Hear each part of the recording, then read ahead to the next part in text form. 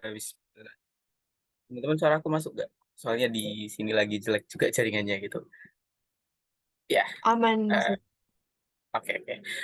Nanti kalau suara aku putus-putus langsung kabarin ya. Dan kalau bahasanya juga nanti ada yang mau ditanyain silakan langsung tanyain. Aku mulai. Assalamualaikum warahmatullahi wabarakatuh. Dan kali ini kita akan lanjut sesuai dengan timeline yang udah dikasih ya di grup juga. Kita akan bahas OSP 2021. Setahu aku soal yang apa namanya? Soal OSP 2021 itu belum di-share publik gitu. Tapi ya udahlah ya kita akan bahas yang bagian geologinya untuk aku. Jadi nanti yang bagian yang lain bisa bareng yang lain juga gitu. Kayaknya udah pada dibahas juga. Ini share screen aku kelihatan nggak?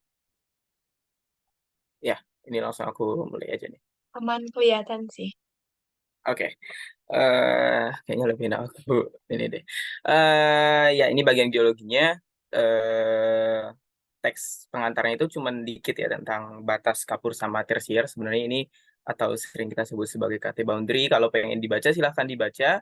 Dan sebenarnya kalau ngerjain soal nggak harus kita baca duluan semuanya gitu. Dan tips dari aku sih jangan baca duluan tapi langsung ke soal aja nanti baru lihat di teksnya gitu. Tapi kalau pengen baca silahkan baca. Ada beberapa yang aku highlight di sini karena butuh nantinya untuk jawab soal pilihan ataupun esai gitu ya. Apa yang pertama itu ada di oh enggak sih. Nih, yang pertama ada di sini batas KT itu atau kuarter sama sorry, kapur tersier itu dibatasi pencirinya itu ada unsur iridium. Nanti ini akan kita gunakan untuk ngejawab esai.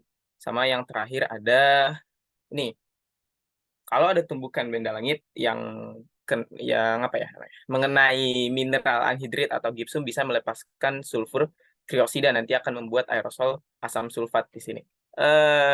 Sebentar. Dia akan membentuk aerosol asam sulfat. Nanti di soal nomor 3 kalau nggak salah kita bahas aerosol asam sulfat itu gitu ya. Oke, itu untuk teks pengantar. Jadi kita ke pilganya langsung aja. Yang pertama tentang geofisika kayaknya. Yang pertama adalah metode gravitasi adalah salah satu metode geofisika yang dapat digunakan untuk memperkirakan kondisi bawah permukaan. Peta umum yang dibuat adalah peta anomali. Oke, peta umum yang dibuat adalah peta anomali gravitasi dan anomali gravitasi itu apa? Kalau ada istilah anomali, sorry, kalau ada istilah anomali itu relatif kayak ada yang beda dari normalnya gitu. Contoh anomali air atau anomali suhu, anomali apa dan lain-lain itu karena ada perbedaan biasanya. Ada perbedaan dari apa namanya? Dari bentuk asalnya lah kira-kira gitu ya, dari bentuk asal. Nah, contohnya kalau kita survei bawah permukaan, kalau di geofisika itu pakai metode gravitasi nanti akan dilihat lokasi mana yang gravitasinya kuat, lebih kuat dari yang lain atau gravitasinya lebih dikit dari yang lain. Kalau kita kasih contohnya nih ya, ntar aku coba coret di bagian bawah sini.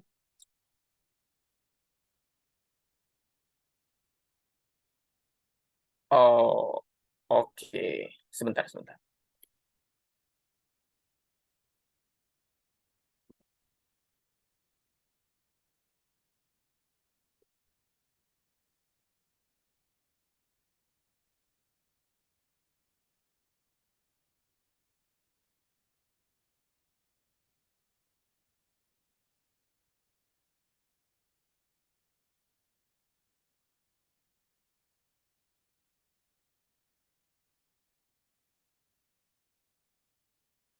Oke, kita lanjut ya. Kita kasih contoh lagi, sorry. Tadi ada masalah. Nah, kalau kita survei bawah permukaan, ini kita ada di permukaan ya di sini. Nah, ketika kita ingin survei di daerah bawah sini, nanti akan dipetakan daerah yang bisa dibilang anomali gravitasinya di mana. Contoh, ada lokasi di sini, dan ternyata di sini gravitasinya normal, terus di sini gravitasinya turun nih, gitu. Nah, nanti kalau ada anomali itu, maka ada apa ya namanya, estimasi di sini nih ada ruang kosong atau enggak ada batuan yang densitasnya lebih rendah gitu. Nah, biasanya kalau yang seperti ini bisa nyari apa namanya? Kubah garam atau enggak intrusi garam dan lain-lain itu biasanya kalau anomalinya turun. Kalau sebaliknya, kalau kita ubah nih, anomali gravitasinya nggak gitu. Kita ini normal, ternyata di sini gravitasinya tinggi gitu. Nah, kalau tinggi bisa jadi lokasi tersebut eh, mungkin ada unsur yang berat, contohnya seperti ada besi, ada nikel, atau ada yang lain-lain, atau bahkan ada intrusi batuan beku. Kan batuan beku ada kemagnetannya, jadi dia itu relatif lebih berat gitu. Makanya kalau kita pengen lihat ya dari sini gitu. Nah, makanya kalau dari opsi yang 5 ini, pertama perbedaan nilai gravitasi yang diukur di suatu titik di permukaan salah, karena kita lihat titik ke bawah.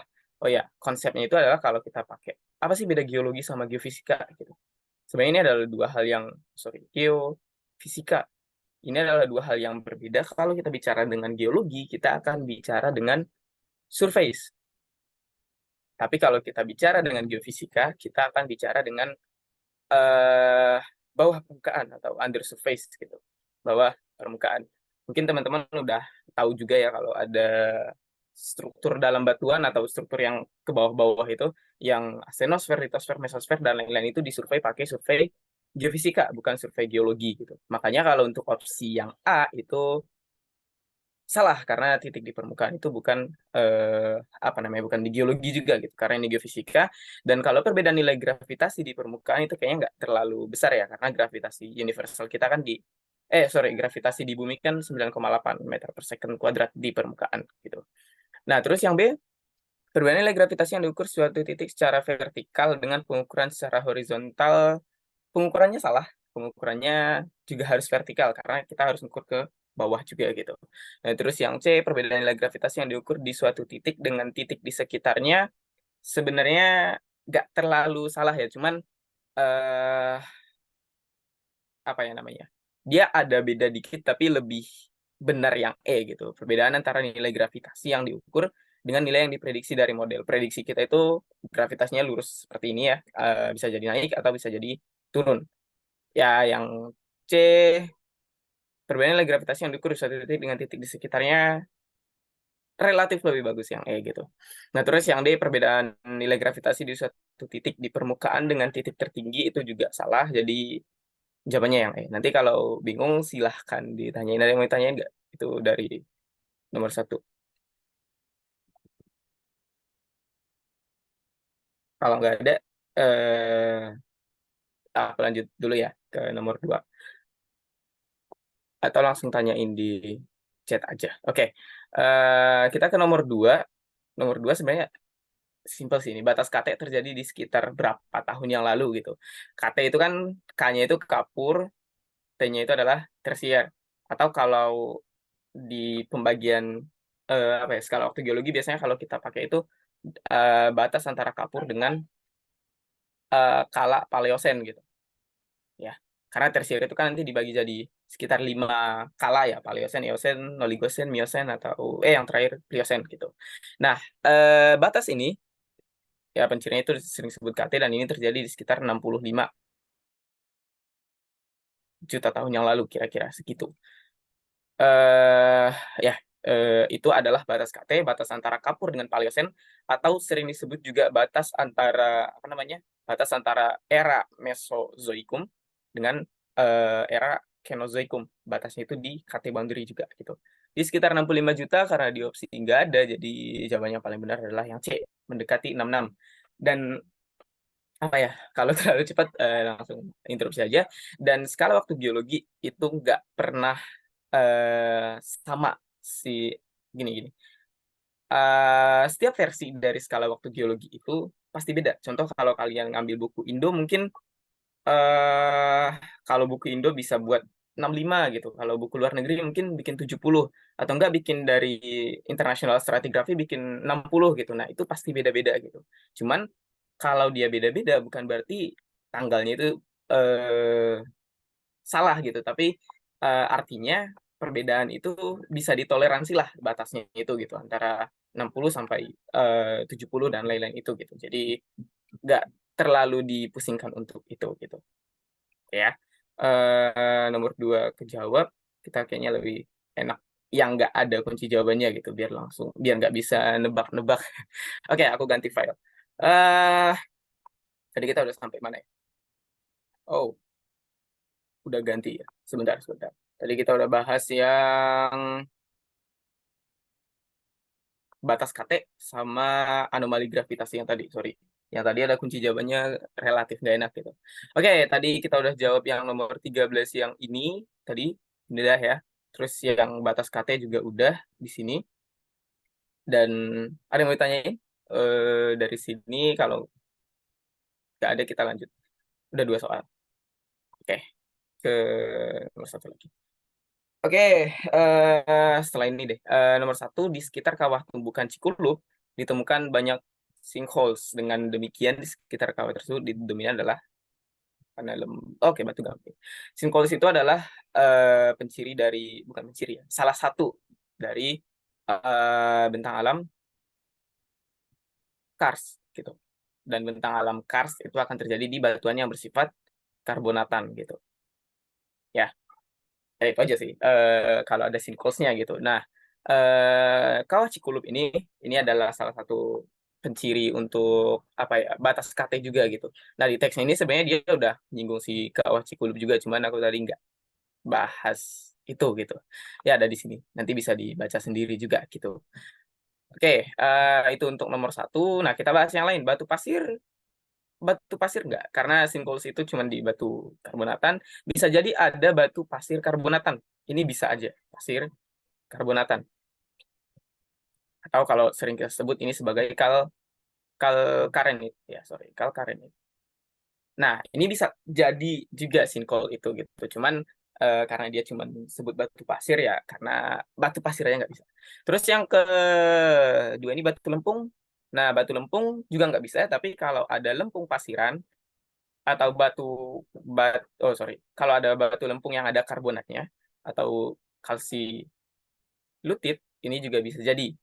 Marmer ini sebenarnya karbonatan, cuman ini batuan metamorf, jadi dia nggak bisa terjadi sinkholes karena marmer ini batuan metamorf itu relatif lebih kristalin biasanya ya, ini relatif lebih kristalin. Dan kalau dia kristalin itu kayak kayak kaca gitu loh. Jadi kalau dia bentuknya kayak kaca, udah keras, dan sinkholes itu nggak bisa terbentuk gitu. Sinkholes itu kayak lubang gitu, kayak porositas gitu di situ. Nah, sekis juga nggak bisa terbentuk karena ini adalah batuan metamorf gitu. Oke, selesai 3 soal. Ada yang mau ditanyain dulu? Kalau nggak ada, coba ketik satu deh, biar kita lanjut dulu. Nanti takut kecepatan deh. Ada yang mau ditanyain dulu? Oke, ada ya. Oke, kita ke nomor 2. Nomor 4 harusnya, tapi ya ini di file yang baru nomor 2. Setelah terjadinya tumbukan meteor ke bumi, selain adanya gelombang tsunami yang cukup dahsyat, sebagian ahli juga berpendapat bahwa terdapat aktivitas vulkanik dan. Nah, pertanyaannya adalah ciri-ciri pumis yang tidak benar. Ada yang tahu pumis nggak? Ada yang tahu pumis nggak? Itu salah satu batuan piroklastik atau batuan beku non plastik gitu ya. Sebentar. Kita bicara sedikit tentang pumis. Pumis itu sering kita sebut sebagai batu apung karena kalau dimasukin ke air itu tuh dia ngapung gitu karena banyak rongganya di sini. Dia punya banyak rongga. Nanti kalau pengen searching silahkan searching deh batu apung, nanti akan kelihatan pumis gitu. Nah, pumis ini sebenarnya adalah salah satu struktur batuan beku.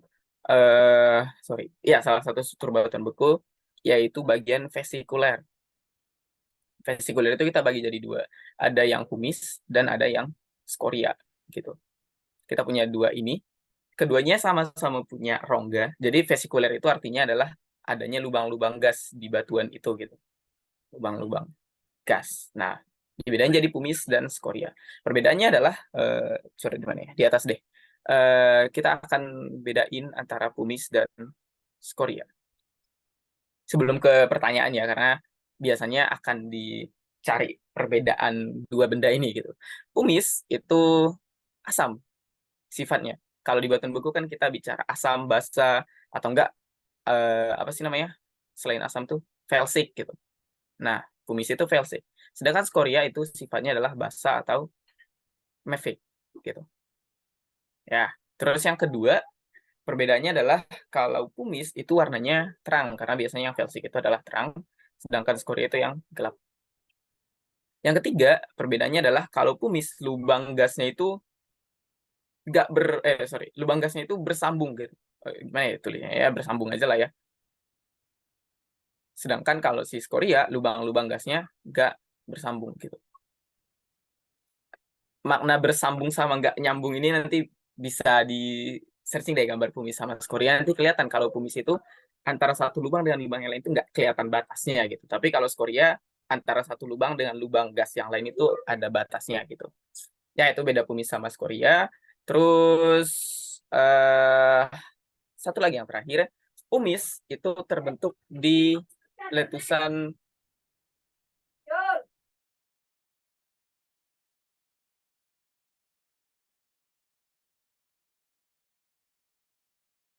sorry ya, ada gangguan tadi dikit. Oke, pumice itu biasanya terbentuk di letusan yang eksplosif. Sedangkan kalau skoria biasanya terjadi yang efusif gitu. Eksplosif itu letusan yang keras biasanya yang apa ya, kayak Semeru, Sinabung dan lain-lain itu biasanya bisa menghasilkan pumice. Kalau yang efusif itu yang kayak gunung api perisai itu gitu. Ya udah, itu perbedaan pumice sama skoria dan kita akan lihat di opsi. Ciri-ciri pumice yang tidak benar, yang pertama bersifat asam benar, porositas tinggi benar karena vesikuler itu lubang-lubang gas dan itu namanya porositas gitu. Nah, terus derajat kristalisasinya hipokristalin, hmm, kayaknya enggak. Tapi kita akan lihat ke bawah dulu. Terus sering disebut batu apung, ya benar. Teksturnya adalah glassy, benar. Jadi dia itu teksturnya adalah gelasan karena dia letusannya eksplosif gitu. Kalau dia eksplosif, ya kita akan jelasin lagi. Kalau dia eksplosif, dia akan terbentuk di luar atau apa ya, ekstrusif lah kira-kira gitu, ekstrusif. Dan karena dia ekstrusif, dia itu akan membentuk yang namanya obsidian atau nanti yang lain-lain itu, dan ada yang namanya tekstur holohyalin gitu. Dan derajat kristalisasinya harusnya bukan hipokristalin tapi holohyalin di sini. Gitu. Oke. Ya, itu jawaban nomor berapa ini? Nomor 2 dari soal, jawabannya adalah yang C. Kalau ada yang mau ditanyain, silahkan ditanyain biar lebih cepat. Ya, kita lanjut ke nomor 3 dulu. Kenapa geologi sangat penting dipahami dalam interpretasi dan jenis ketidakselarasan yang dijumpai adalah, kita gedein dulu ya. Bentar. Oke, jenis ketidakselarasan yang dijumpai adalah kalau kita mengidentifikasi peta geologi kayak gini, biasanya kalau ketidakselarasan itu tuh kelihatan dari batasnya itu yang ditebelin gitu. Dia itu akan tebal biasanya, dan batas itu menandakan adanya ketidakselarasan gitu. Kalau kita lihat di sini ada dua bagian. Yang pertama itu tuh yang lurus ini nih. Kalau kalian lihat di gambar nih ya, yang lurus sini. Terus yang kedua itu yang miring ini, gitu. Jadi setidaknya kita punya dua ketidakselarasan gitu. Oke, ya pembagian ketidakselarasan harusnya udah pada tahu lah ya. Ada disconformity, terus ada apa lagi, angular unconformity, terus ada non-conformity. Gitu. Non-conformity. Oke. Terakhir ada paraconformity, tapi biasanya kalau yang ini eh paraconformity. Dan yang terakhir ini biasanya nggak kelihatan karena batasnya itu nggak jelas biasanya di peta geologi, dan ini biasanya cuma kelihatan kalau ada fosil atau kalau ada korelasi stratigrafi gitu. Jadi kalau melihat dari gambar yang ada itu paling mungkin antara yang tiga ini aja gitu. Berarti yang ada paraconformity-nya kita bisa coret, berarti yang A salah, yang C salah, terus yang D salah juga. Jadi kita punya opsi antara B sama E. Oke, pertama kita akan lihat disconformity dulu. Dis itu biasanya adalah antara batuan sedimen dengan sedimen, dan biasanya ini terjadi lurus. Batasnya ini biasanya lurus. Bukan bukan harus lurus tuh, nggak harus horizontal gini ya, bisa jadi batas batuannya miring gini, tapi di sini ada terjadi disconformity gitu. Tapi dia itu istilahnya apa ya, sejajar dengan lapisan batuannya gitu. Nah, biasanya itu dicirikan disconformity. Kalau dari gambar ini yang disconformity adalah yang lurus di sini gitu, yang di atas ini ya. Ini adalah dis gitu. Nah, terus angular, kalau angular itu terjadi kalau ada yang miring biasanya. Contohnya, aku coba coret contohnya yang gini deh. Ya. Kalau dia angular, angular itu kalau kita punya lapisan gini, terus ada lapisan miring gini, nah di antara mereka biasanya akan ada batas gitu. Nah, batasnya itu biasanya akan membentuk ketidakselarasan jenis angular unconformity gitu ya. Nah, kalau di gambar ya yang miring ini gitu. Ini adalah angular unconformity. Tetap biasanya dari batuan sedimen dengan batuan sedimen juga, jadi jawabannya adalah yang non sama dis bukan angular. Oh, jawabannya adalah yang E. Yang non itu adalah antara batuan beku dengan sedimen. Kalau seandainya di gambar itu yang ditebelin tuh yang bagian atas ini mungkin itu namanya non gitu. Karena non conformity itu adalah batuan kristalin dengan batuan yang plastik gitu. Jadi antara batuan beku dengan sedimen atau enggak dari metamorf sedimen gitu. Antara yang dua itu aja biasanya terjadi. Oke, itu untuk peta geologi yang ini. Kalau ada yang bertanya silahkan ditanyain. Kita lanjut ke nomor 4. Gambar di atas yang menunjukkan morfologi kawah, manakah yang dihasilkan oleh tumbukan. Oke, kita akan lihat satu-satu. Kayaknya yang logis untuk tumbukan itu yang A sama yang B. Morfologi yang C, kalau teman-teman lihat, ini adalah morfologi eh, basin. Di bentang alam struktural tuh ada basin atau enggak, apa sih namanya? Dom, basin. Basin itu kawah tetap namanya, tapi bukan kawah tumbukan, tapi eh, kawah yang terjadi akibat sinkline yang memutar biasanya yang ini. Ini terjadi akibat sinkline yang memutar. Gitu. Nah, makanya kalau teman-teman lihat cara bedanya gimana sih? Nah, kalau ini kayak ada punggungan di tengah sini nih. Kalau teman-teman lihat di tengah sini ada punggungan, terus di sini juga ada punggungan gitu. Nah, ini terjadi akibat apa namanya? Sinklinnya itu memutar ke satu arah gitu. Nah, kalau di peta geologi biasanya akan nunjukin apa namanya? Struktur yang kayak gini nih, yang huruf T itu nanti dia akan memutar ke tengah gitu. Nah, ini yang ada di geologi. Tapi kalau yang A sama B ini kawah tumbukan, dia terjadi akibat tumbukan mungkin meteor ya yang udah nyampe ke bumi, kayaknya contohnya Cikulup dan lain-lain itu gitu. Jadi jawabannya apa nih? Yang dihasilkan oleh tumbukan berarti A sama B. Ada nggak? A dan C, A, B, C. Ya, berarti jawabannya yang ini, A dan B. Gitu. Eh, oke, kita lanjut ya. Terkait kepunahan massal makhluk hidup di bumi, manakah pernyataan berikut yang tidak benar? Oke, yang tidak benar ada ini ya, tidak benar. Adanya banjir lava basaltik sehingga menghasilkan dataran batuan beku yang sangat luas mengakibatkan adanya kepunahan masa lalu. Yang tidak benar ya tadi. Sebentar. Yang tidak benar. Oke. Yang pertama ini benar. Ini terjadi atau mungkin pernah dengar kata plato basalt ini.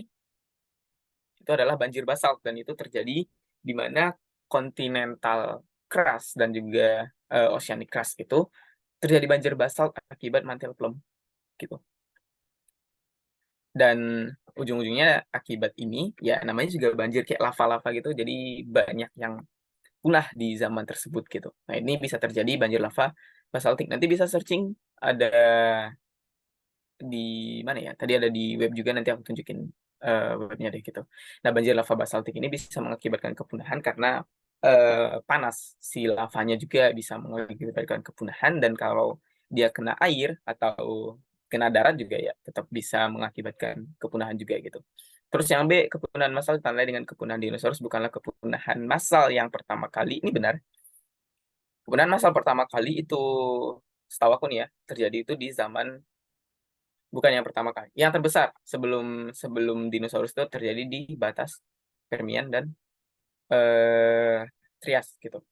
Nah, di batas ini hampir 95% makhluk hidup itu punah. Ini kepunahan paling besar terjadi di sebelum kepunahan dinosaurus, tapi kalau dari teks pengantar yang tadi bahwa batas KT boundary kepunahan dinosaurus itu memudahkan 75% makhluk hidup gitu. Jadi lebih besar yang batas Permian dan Trias. Jadi yang B benar, yang C turunnya muka air laut tidak berhubungan dengan kepunahan massal, ini salah. Karena kalau dia muka air lautnya turun, ya otomatis ya bayangin aja nggak ada air laut gitu. Hewan-hewan laut akan punah gitu. Nah, terus kepunahan massal terbesar terjadi pada batas Permian dan Trias, ini benar. Terus yang trilobite itu adalah salah satu hewan yang mengalami kepunahan massal, juga benar, dan trilobite itu punah di Permian sama Trias ini. Dia punahnya di sana. Jadi trilobite itu penciri era era Paleozoikum gitu. Oke, jawaban yang benar adalah yang C. Dah. Oke, kita lanjut ya. Nomor 6. Kenapa suatu geologi sangat penting dipahami sebagai dasar interpretasi sejarah geologi di suatu daerah? Batuan yang paling tua, ini relatif mudah ya. Karena kalau dia tanya batuan yang paling tua, ya aku coba gedein lagi. Ya, batuan yang paling tua itu berdasarkan prinsip superposisi, itu adalah batuan yang paling bawah. Batuan yang paling bawah itu adalah ini, atau enggak yang ini. Tapi karena yang terendapkan horizontal relatif itu biasanya lebih eh, tua ya.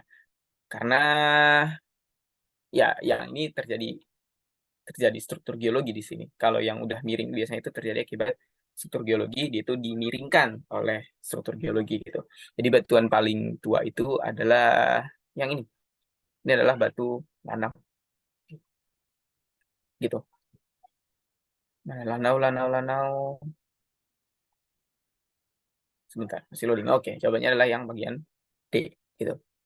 Kalau kita urutkan, berarti dia itu adalah dari lanau dulu, terus nanti ke Batu Lempung, ke Batu Lanau, terus nanti naik ke ini bagian apa nih? Batu Pasir yang ini, terus nanti naik lagi ke konglomerat, terus nanti naik lagi ke intrusi diorit, terus nanti paling akhir adalah breksi gitu. Ya, itu pembagiannya. Terus bentar. Kita ke soal nomor 7. Manakah pernyataan di bawah ini yang benar terkait dinosaurus? Oke. Ini agak panjang, jadi kita akan coba lihat. Termasuk dalam kelas mamalia ini salah. Karena sorry, dinosaurus itu adalah reptil, gitu. Jadi dia bukan mamalia, dia adalah termasuk reptil dan reptil terbesar di zamannya. Gitu. Sampai sekarang juga harusnya, tapi mereka udah punah, jadi nggak dianggap itu lagi. Terus dapat dibagi menjadi avian dinosaurs dan non-avian dinosaurs. Ini benar. Nanti kita akan lihat bedanya di mana. Terus muncul pertama kali pada periode Jurassic. Ini salah, karena dinosaurus itu muncul di Trias. Gitu, ini munculnya di Jura makin banyaknya dan di Kapur punahnya gitu. Nah, terus termasuk dalam subfilum invertebrata, ini salah karena dia adalah hewan bertulang belakang, jadi dia itu vertebrata gitu. Terus merupakan hewan terbanyak jumlahnya di muka bumi sebelum kepunahnya, ini salah. Karena ada hewan lain setahu aku yang lebih banyak di situ gitu daripada dia. Kayak apa ya? Kalau nggak salah nih ya, ada amonit atau ada hewan-hewan lain yang lebih banyak dari dinosaurus. Cuman karena mereka paling besar dan punah di zaman itu, jadi lebih hype aja gitu kepunahannya gitu. Jawabannya adalah yang B, dapat dibagi menjadi avian dinosaur dan non-avian dinosaur. Jadi gini, dinosaurus itu sepenuhnya nggak punah. Dinosaurus itu kita bagi jadi dua. Ada yang avian dan ada yang non-avian. Kata avian, ini asalnya itu dari kata, sebenarnya mirip dengan kata aves ya. Aves itu adalah burung. Jadi dinosaurus yang avian itu relatif dekat ke koloni burung gitu. Sedangkan yang non avian ini ya nggak dekat dengan koloni burung gitu. Nah, bedanya adalah yang pertama, kalau dia avian dia itu sebenarnya nggak punah gitu. Sedangkan yang non avian itu punah semuanya gitu. Jadi kalau yang kalian lihat Stegosaurus, Brontosaurus dan lain-lain itu punah. Sedangkan kalau yang avian nggak punah, tetapi dia yang nggak punah ini akan berevolusi menjadi burung gitu. Kalau mungkin pernah lihat meme apa ayam itu dari T-Rex, itu bukan meme tapi benar bahwa ayam itu dari T-Rex. Nanti kalian bisa searching ini deh, benarnya dari mana, tapi ini benar, bukan hoax ya gitu. Ya, avian dinosaurus itu berevolusi menjadi burung yang sekarang gitu. Oke, terus yang kedua, perbedaan antara avian sama non avian itu di struktur tulang.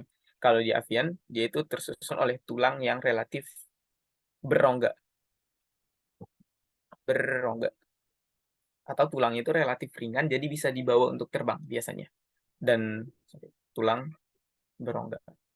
Dia bisa dipakai untuk terbang, sedangkan kalau untuk dinosaurs yang non-avian itu tulangnya itu relatif yang padat atau yang tebal gitu. Dan ini biasanya nggak bisa terbang gara-gara ini. Gitu. Dah. Terus yang terakhir perbedaan antara avian sama non-avian adalah kalau di avian itu berdarah panas. Dia itu berdarah panas, sedangkan yang non-avian itu berdarah dingin. Dah, itu perbedaannya. Jadi kalau dinosaurus yang avian masih ada sampai sekarang gitu. Oke. Dah, itu terkait dinosaurus. Ada yang mau ditanyain dulu? Kalau nggak ada, kita lanjut lagi ke soal nomor 8. Oke, nomor 8 ya. Kenapa geologi sangat penting ya? Mulai lagi. Berdasarkan gambar di atas terjadi aktivitas tektonik sebanyak apa? Oke, ini mungkin relatif agak beda ya. Aku coba tulis di atas deh. Prinsipnya, kalau dari prinsip steno yang kita pakai, prinsip stratigrafi dari steno terkait dengan superposisi gitu. Superposisi. Superposisi menandakan bahwa dalam keadaan normal, batuan yang paling tua itu berada di bagian bawah dan lain-lain. Berarti bukan ini, sorry, bukan pakai superposisi, tapi kita pakai original horizontally. Ini salah, bukan pakai yang ini. Original horizontally. Bunyinya adalah, ini hukum steno yang kedua atau enggak, yang ketiga, lupa, tapi ya itulah. Bunyinya adalah bahwa semua batuan dalam keadaan normal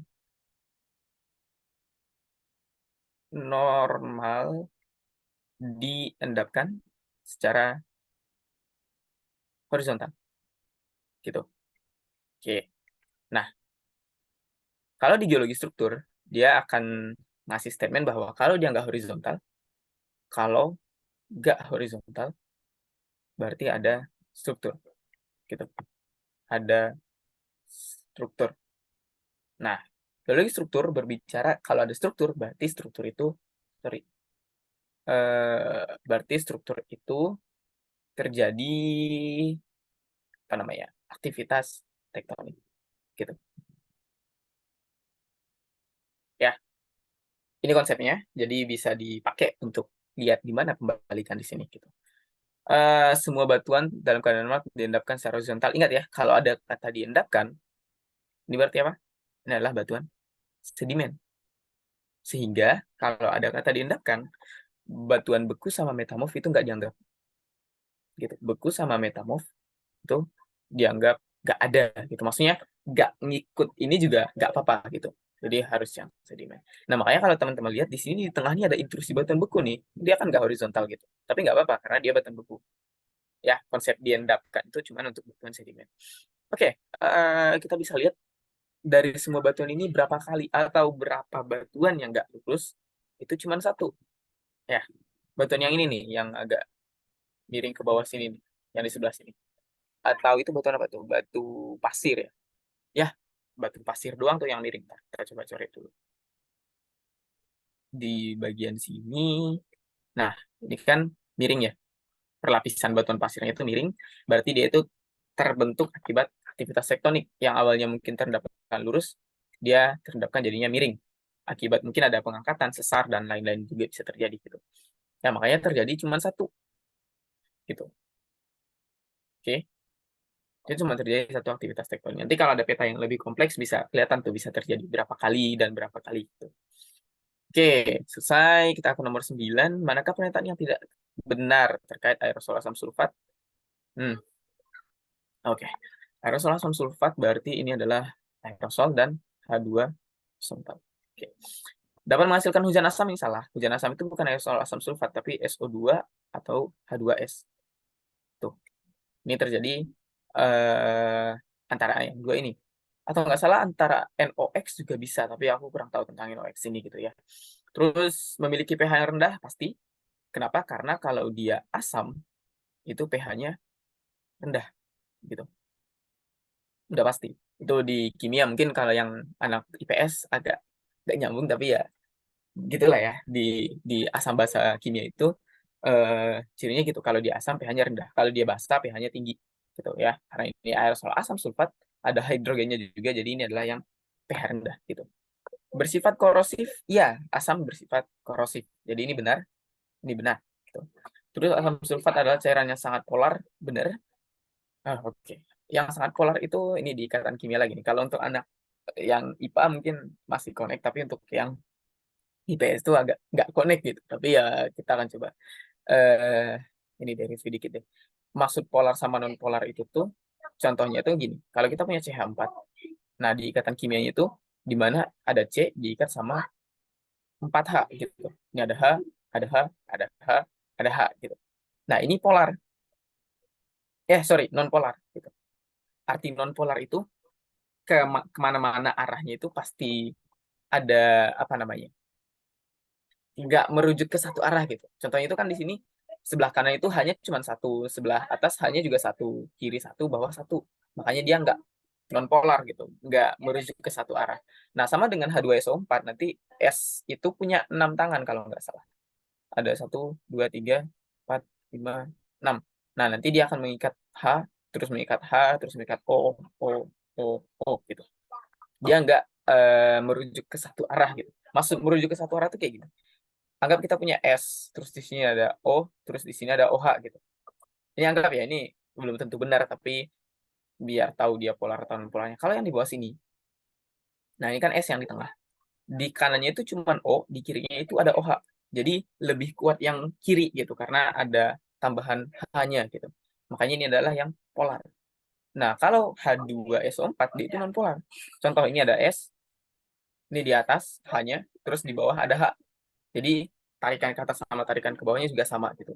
Antara O dengan O di sini juga sama, antara O di sini dengan O di sini juga sama. Jadi dia nggak mengarah ke satu arah, makanya namanya non polar. Gitu. Ya non polar harusnya. Oke. Terus, asam sulfat adalah cairan yang sangat polar. Salah berarti. Ya harusnya udah. Oke, salah. Kita anggap salah dulu. Oke, yang terakhir apa dihasilkan dari reaksi berikut? SO3, ini benar. Reaksi ini biasanya terjadi di atmosfer Venus. Di atmosfer Venus itu biasa terjadi yang ini. Gitu. Ada dua nih. Yang tidak benar terkait aerosol. Dapat menghasilkan hujan asam? Sebentar. Setahu aku dia nggak bisa. Tapi karena ada asam, karena ada apa namanya, esnya mungkin ya. Ini bisa jadi benar. Tapi antara A sama D sih harusnya jawabannya. Gitu. Ya, oke. Nanti teman-teman bisa lanjutin lagi karena butuh, aku pengen cari tahu juga gitu. Dia bisa menghasilkan hujan itu asam sulfat polar ya? Oh iya, polar. Sebentar. Oh, H2SO4. Oh, ya, sorry. Kayaknya memang relatif. Tar. Polar apa ya? Aku agak bingung juga dengan istilah polar non polar, tapi kayaknya ada yang bilang polar, ada yang bilang polar tadi. Tapi ya udahlah, nanti berarti harusnya jawabannya adalah yang A. Nanti teman-teman bisa lihat lagi istilah sangat polar atau non polarnya gitu. Karena ya aku juga nggak suka kimia gitu dengan istilah-istilah yang kayak gitu.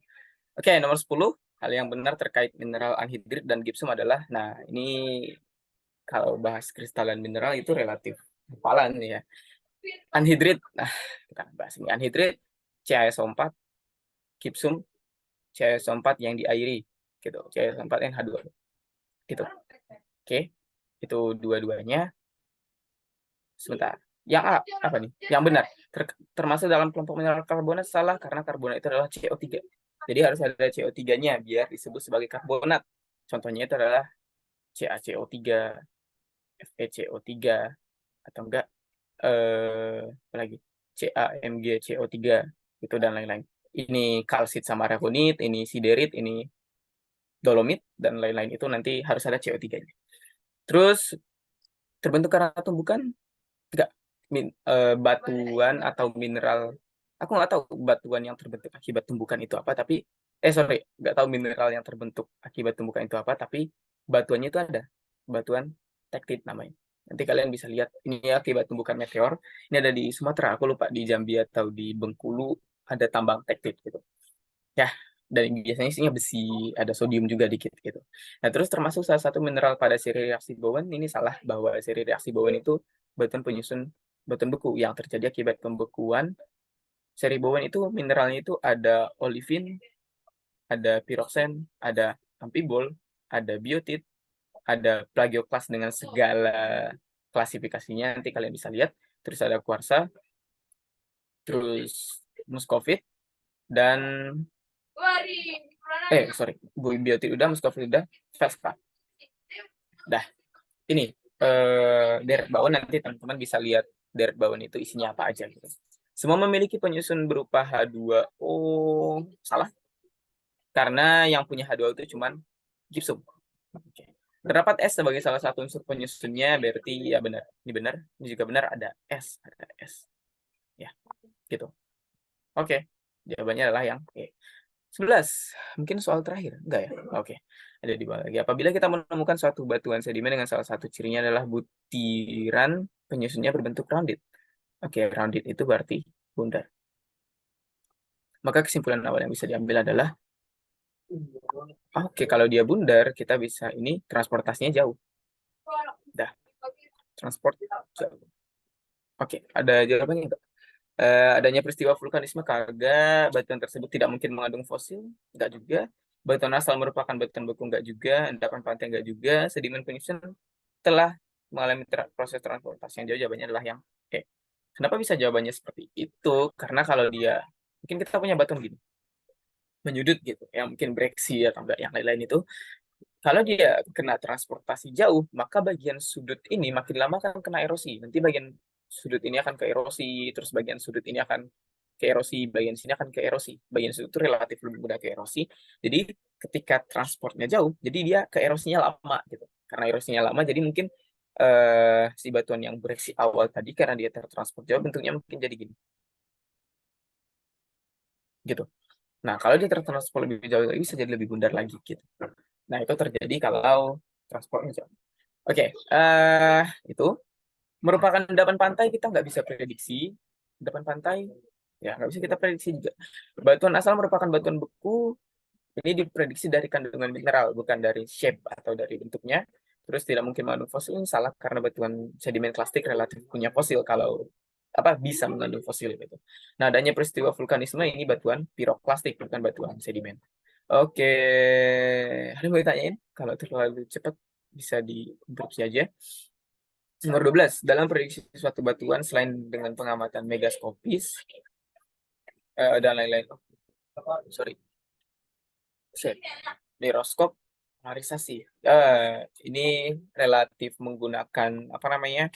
SEM atau aku lupa, scan elektronik mikroskop dan lain-lain itu dia biasanya menggunakan sayatan tipis. Jadi kalau kita punya batuan kayak gini nih, punya batu, nah dia itu akan disayat tuh di sini. Mungkin di tengah atau di pinggir atau di mananya yang terserah. Nah, sayatan tipis ini setebal 0,3 mm. Nanti kita akan pakai SEM. Nah, kalau udah pakai SEM nanti akan kelihatan struktur mineral yang ada di dalamnya gitu. Aku belum dapat ini, mungkin semester depan akan dapat materi yang kayak gini, cuman ini bisa diprediksi. Manakah sayatan tipis yang menunjukkan tekstur dari batuan metamorf? Metamorf, oke. Metamorf tekstur metamorf ya relatif yang foliasi lah. Ini penciri dari batuan metamorf, foliasi itu yang lurus-lurus gini. Udah jawabannya adalah yang A ini. Gitu. Kalian bisa lihat bahwa ini ada mineral-mineral yang lurus gini. Gitu. Ini adalah tekstur untuk batuan metamorf. Kalau kita lihat dari opsi yang lain, opsi yang B, masih buram. Ya, opsi yang B ini bukan batu, tapi ini kayak fosil gitu nih. Ini fosil kokolit kali ya? Kokolit ya. Atau ini fosil dari Kokopithopod. Kalau mungkin mirip fosil stromatolith juga, tapi aku relatif lebih mirip yakin ini fosil kokolit gitu.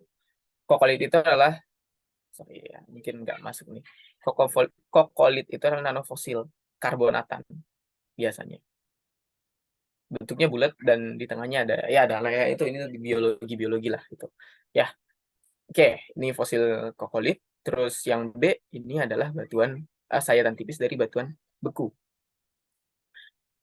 Kenapa bisa tahu? Karena sayatan tipis batuan beku itu relatif berwarna banyak gitu biasanya. Ini simplifikasi ya berwarna banyak itu tuh. Ini kan ada warna ungu, kuning, putih dan lain-lain itu. Ini relatif batuan beku. Kalau kita lihat ini nggak ada yang bisa aku prediksi di bentuknya. Mungkin yang hijau ini ya kali ini olivin, terus yang putih ini kuarsa, yang ini feldspar, yang ini aku nggak tahu yang kuning. Mungkin xenolit atau apa gitu. Nah, itu biasanya karena dia adalah kristalin di sini. Terus yang C, sorry ini yang C ya. Nah yang D ini adalah batuan sedimen plastik dan terlihat arti plastik itu adalah pecahan, jadi kayak butir-butiran batu kerikil gitu kan ini. Ya udah ini adalah kerikil gitu ya, apa namanya, di skala Wentworth adalah yang ini gitu. Nah terus yang terakhir, sebentar, yang terakhir nih. Oke, yang terakhir ini mungkin batuan beku juga, tapi relatif yang batuan beku mafic atau yang gelap. Hampir sama dengan yang di atas. Ya, ini ada mineral-mineral lain. Ini ada plagioklas nih berarti. Kalau ada yang zoning kayak gini, ini plagioklas. Yang panjang-panjang ini plagioklas. Terus yang ini, yang bulat, mungkin amphibole ya ini. Tapi belum pasti juga, karena masih prediksi dari bentuk-bentuknya aja gitu. Oke, itu cara lihatnya. Kalau sebenarnya ini nggak masuk materi ini, tapi nggak tahu juga kenapa bisa masuk di materi mineral mineral optik juga gitu. Nanti kalau ditanyain tentang batuan sedimen atau batuan beku udah bisa jawab lah dari opsi-opsi yang ada di sini. Gitu. Oke, selesai. Ada lagi nggak? Oke, nomor 14 sekaligus nomor terakhir dari pilihan ya. Ini mungkin agak banyak juga nih nomor 14. Dia bicara tentang polimorf. Oke, membentuk suatu polimorf dari CO2. Di mineralogi mungkin kalian nggak tahu nih dapat dari buku mana ya, tapi di batuan sorry, di mineral itu ada dua istilah yang sering kepake. Ada namanya isomorf dan ada yang namanya polimorf. Ya, ada dua ini. uh, Istilahnya itu panjang atau pengertiannya itu panjang, tapi kalau disingkatin, kalau polimorf komposisi kimianya sama. Komposisi kimia sama. Tapi dia punya sistem kristal yang beda. Sistem kristal beda. Nah, isomorf itu kebalikannya. Dia punya sistem yang sama, sistem kristal sama, dan komposisi beda. Kalau yang isomorf ini relatif enak ya tentunya. Jadi cuma dari lihat sistem kristal aja udah pasti tahu tuh kayak olivin dan lain itu bisa beda dari yang lain. Tapi polimorf ini relatif susah. eh karena banyak karena sampelnya itu banyak banget gitu. Nah, komposisi kimianya sama tapi sistem kristalnya beda. Ini aku kasih contoh yang mungkin bisa ngebantu kalian ya untuk ngerjain soal. Ada banyak. Pertama, kita ke kalsit sama eh ada CaCO3. Ada kalsit, ada sorry bukan dolomit. Anhidrit, aragonit. Sorry. Kalsit sama aragonit itu sama-sama CaCO3. Tapi kalsit itu sistem kristalnya adalah trigonal, sedangkan aragonit itu kalau nggak salah ortorobik gitu. Nah, itu CaCO3. Yang kedua, kita punya yang pertama ya. Itu kita punya C. C itu adalah grafit dan intan. Grafit itu pensil, apa namanya? Pensil yang sering kita pakai itu yang warna abu-abu itu adalah grafit. Dan ini sama intan ini bedanya itu grafit itu adalah heksagonal, sedangkan intan itu tuh isometrik. Ya, ini sistem kristalnya dan ikatannya juga beda nih. Kalau grafit itu ikatan ion, kalau intan itu ikatan kovalen polar kalau nggak salah. Tapi ya lupakan ikatan. Terus yang terakhir adalah polimorf dari CO2. Ini banyak banget kalau teman-teman lihat. Polimorf dari CO2 itu ada kuarsa, kuarsa, ada alpha kuarsa, ada beta kuarsa, ada kristobalit, kristobalit, ada koesit, ada satu lagi sebentar. tridimid satu lagi. Tridimid. Dah, itu adalah polimorf dari CO2. Sama satu lagi. Aku bahas ingat satu lagi. Ada polimorf lagi dari Al2SiO5. Ini batuan khusus, kalau nggak salah bisa nentuin pressure sama temperatur. Biasanya di batuan metamorf dipakai. Ini adalah ada kyanit, ada andalusit, ada silimanit. Nah, karena ini biasanya ditentukan di batuan metamorf, aku kurang tahu sistem kristalnya apa aja, tapi yang pasti beda.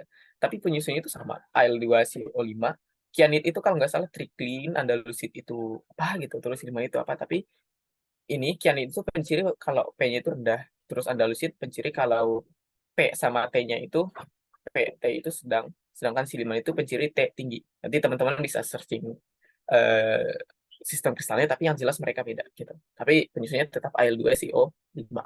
Nah, itu beragam apa namanya? Beragam polimorf yang aku tahu. Nanti teman-teman bisa searching sendiri juga gitu. Polimorf yang lain gitu ya. CO2 ini ada satu lagi tapi aku lupa. Nanti bisa searching lah selain tridimid itu. Ya. Oh, satu lagi ya, aku udah ingat. Ini ametis, sorry. Ada ametis. Oke. Atau batu kecubung. Ya, mungkin pernah dengar istilah itu. Nah, oke, mineral tersebut adalah mineral polimorf dari CO2 ya, koesit gitu. Tadi udah aku taruh kayaknya di bawah situ. Oh ya, ini ada hujan jadi nanti kalau sorenya agak jelek bisa di ini. Oke, halit. Halit itu penyusunnya itu NaCl, garam dapur yang sering kalian makan.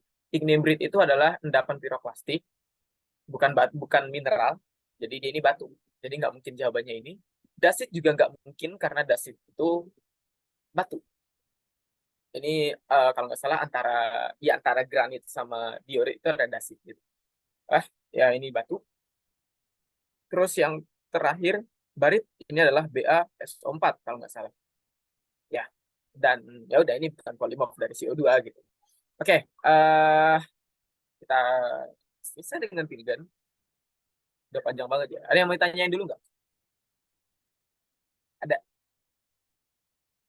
Bisa ketik satu dulu di chat biar kita lanjut sini. Saya.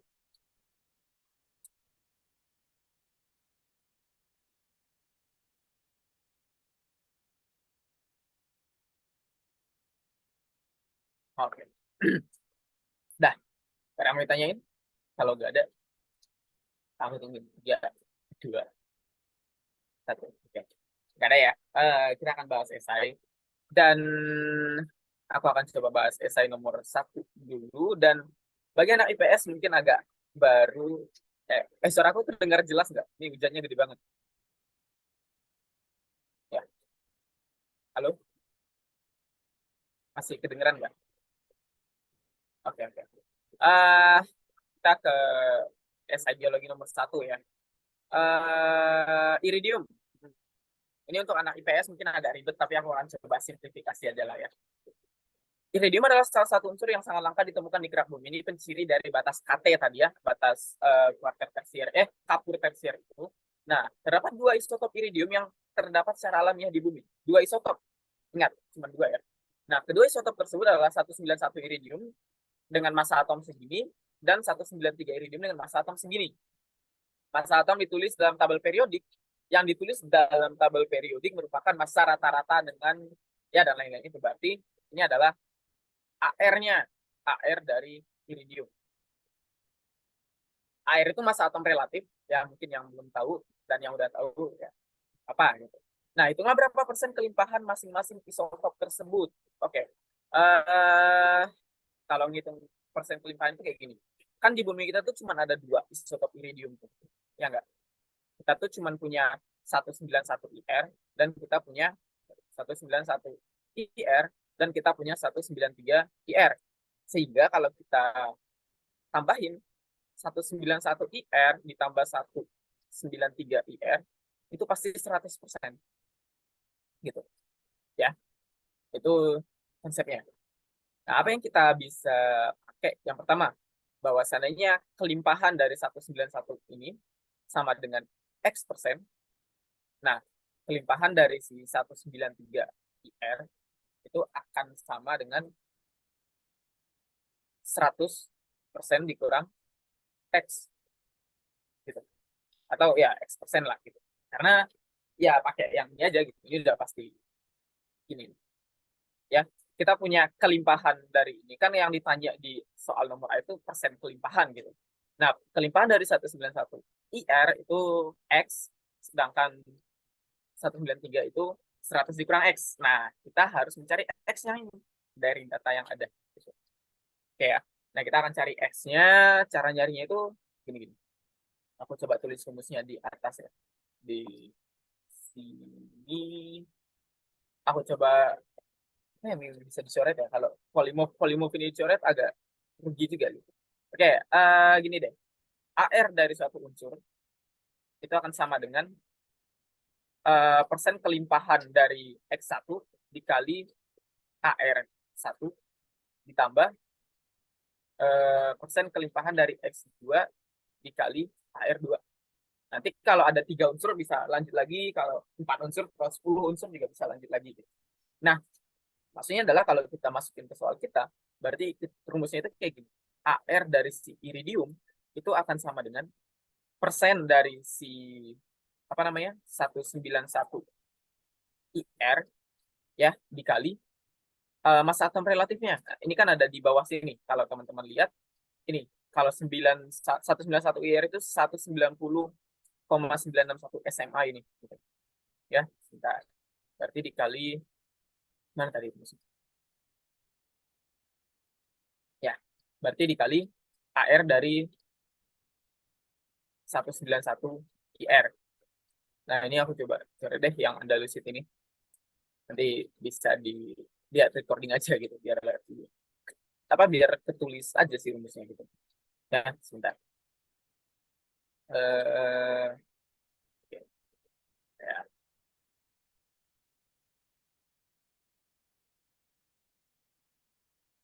oke.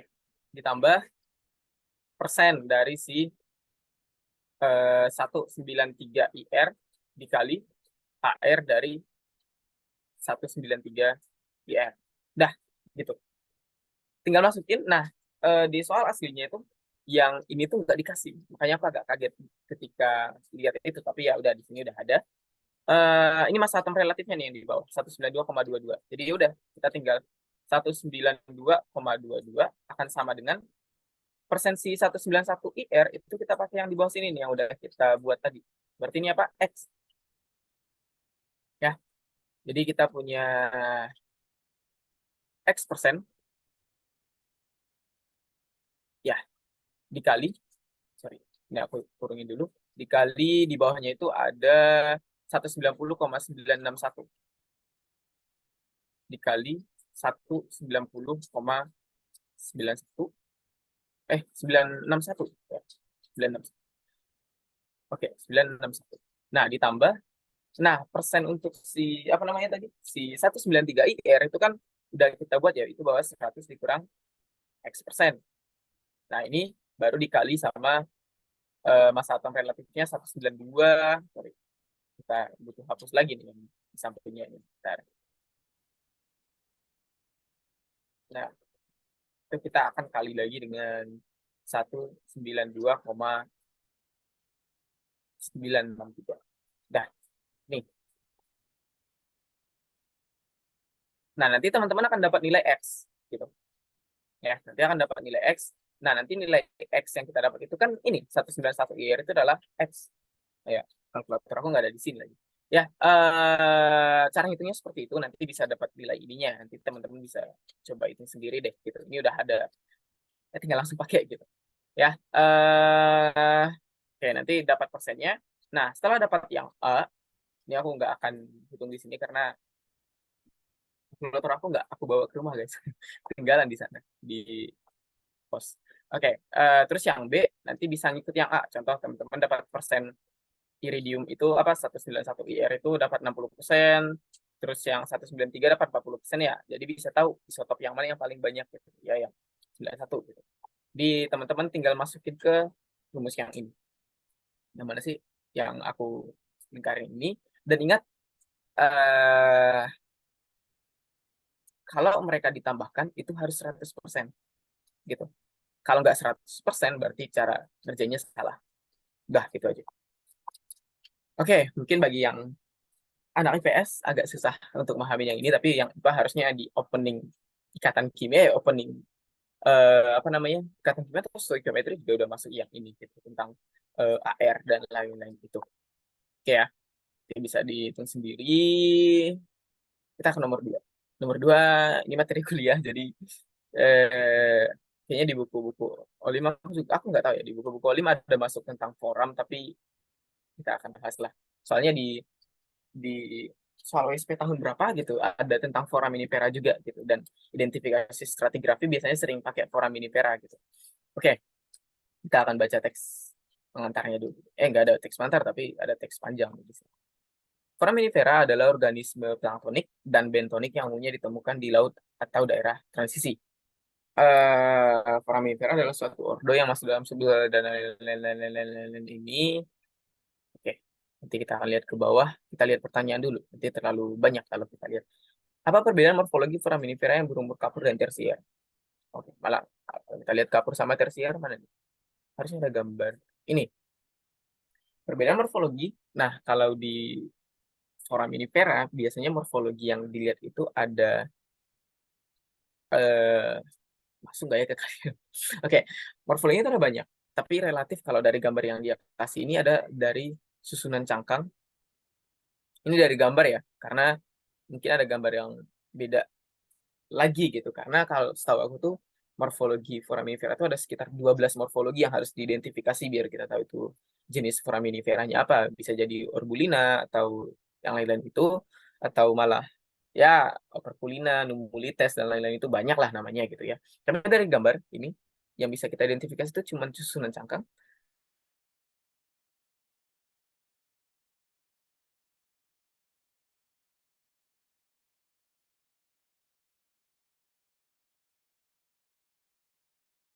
Bentuk sutur kali ya.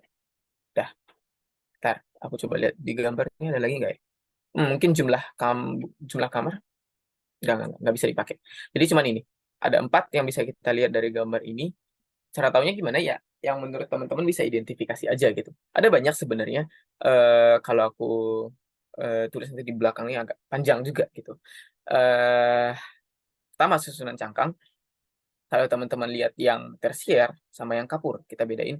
Kalau yang tersier ini relatif dua bagian gitu loh. Ada yang bagian ini cangkang di kanannya, terus ada cangkang di kirinya, ada di kanan, ada di kiri, ada di kanan, ada di kiri gitu. Jadi membentuk dua bagian atau dua seri, makanya ini disebut sebagai biserial.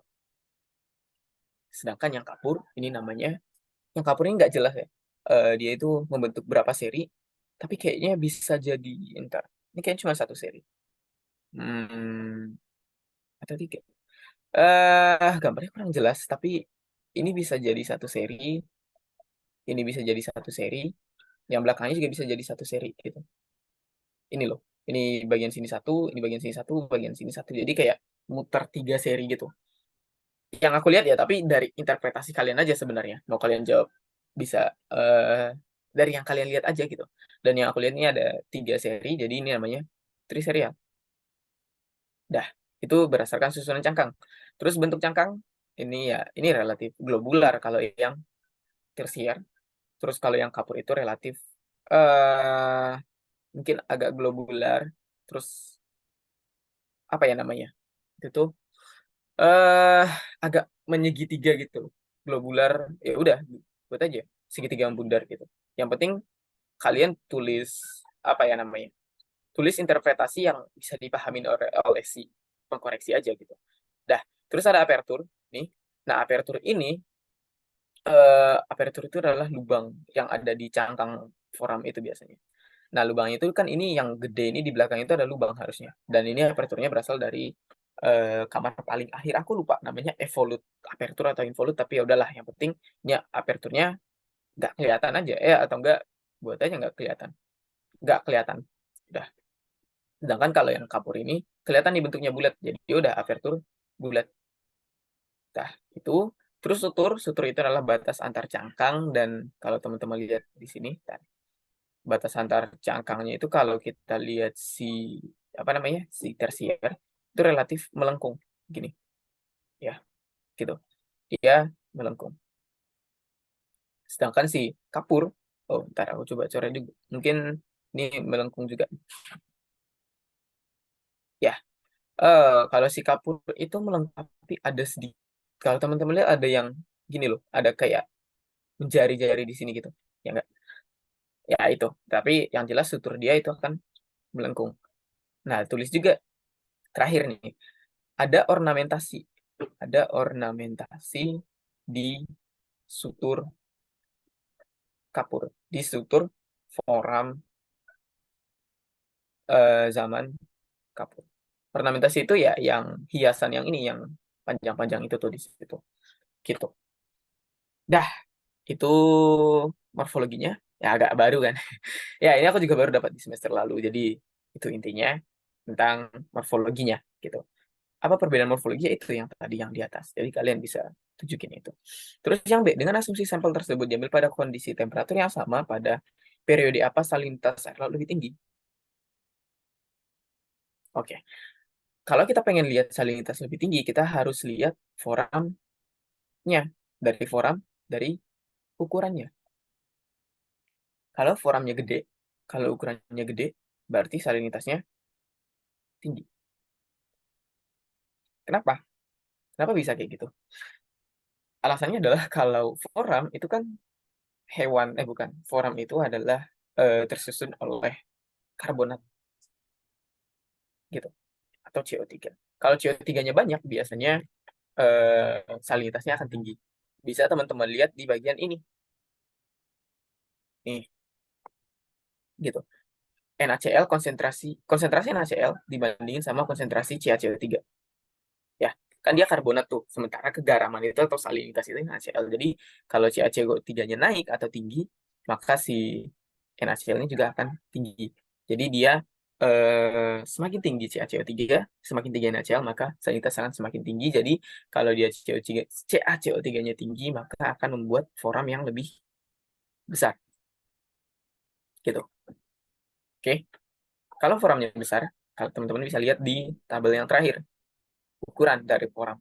Teman-teman bisa lihat kalau di kapur, ukurannya itu gede, sekitar 0,5 mm atau setengah senti lah ya. Nih.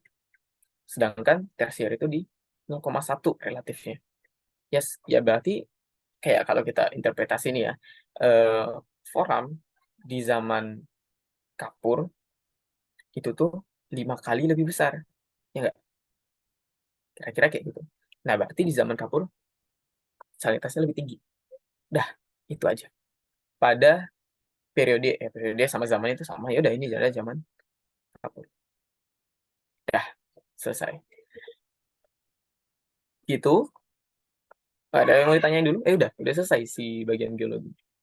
Ntar, dari teks yang ada di sini sebenarnya teman-teman bisa pakai juga untuk nentuin itu, tapi aku mau kasih tambahan tentang forum ini karena materinya kalian mungkin agak ribet nyarinya juga. Forum itu oke. Forum itu ada dua yang di teks itu. Ada forum planktonik, terus ada bentonik. Oh ya, kalau ada pertanyaan tentang yang udah dibahas tadi, silakan ya, ini cuma tambahan untuk yang forum. eh oke. Istilah planktonik sama bentonik ini kalian dapat di oceanografi, materi lingkungan laut ya. Planktonik, bentonik, nektonik, dan lain-lain itu. Tapi kalau forum itu cuma dibagi jadi dua. Ini doang gitu.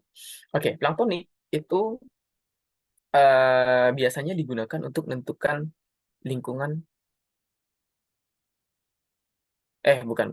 Biasanya ditentukan apa ya? Bukan planktonik, tapi bentonik itu biasanya digunakan untuk menentukan lingkungan pengendapan kalian ini.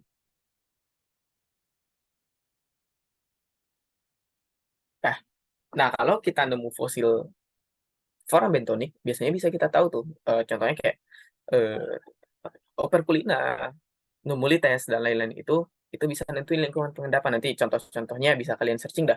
Contoh forum bentonik, contoh forum plankton itu ada banyak.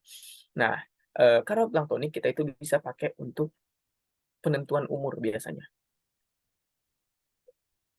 Ini, gitu. Jadi penentuan umur tuh kayak di zaman yang tadi, eh program yang mana nih? Yang digambar sini. eh oh bukan ini. Gambar yang dua ini nih yang di atas ini. Ya kalau teman-teman lihat, yang dua ini harusnya eh form platonik gitu. Nah, jadi biasanya perbedaan itu cuma ada di situ. Kalau bentonik bisa untuk lingkungan endapan dan platonik bisa penentuan umur gitu. Dah selesai. Ada yang mau ditanyain dulu sebelum kita close? Udah. Tadi aku nggak jabarin yang esai nomor satu karena teman-teman bisa ngitung sendiri dengan rumus yang ada gitu. Dah, ada lagi? Nanti aku stop share dulu ya. Dah, ada. Kalau nggak ada aku tutup. Nanti bisa tanya-tanya aku sendiri di ya di IG atau di W atau di grup situ bisa tanyain lagi. eh Udah, terima kasih. Tari, aku tutup ya. Assalamualaikum warahmatullahi wabarakatuh.